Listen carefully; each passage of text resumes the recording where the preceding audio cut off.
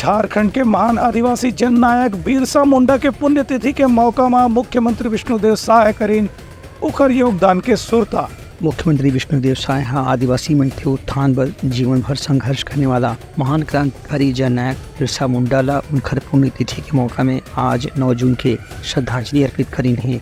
मुख्यमंत्री बिरसा मुंडा का नमन करत कहिन कि श्री बिरसा मुंडा आदिवासी चेतना के सबसे बड़े मार्गदर्शक और प्रेरणा स्रोत मन में से एक रहीन है। आदिवासी मन एकत्र करके जल जंगल जमीन के अधिकार की स्थिति कतको गांव आंदोलन चलाए रही। उनका शौर्य बलिदान की गाथा आज भी करोड़ों लोगन मन ला प्रेरित करत है। मुख्यमंत्री के कहना रही कि बिरसा मुंडा आदिवासी समुदाय ला सिखाइस कि सामूहिक इच्छा शक्ति हथियारों की शक्ति के ऊपर पड़ते। एक सीधे कोई भी आंदोलन समूह के जरिए करे जाए तो उन्हें अधिकार निश्चित रूप से प्राप्त होते। ब्यूरो रिपोर्ट उलंघन न्यूज।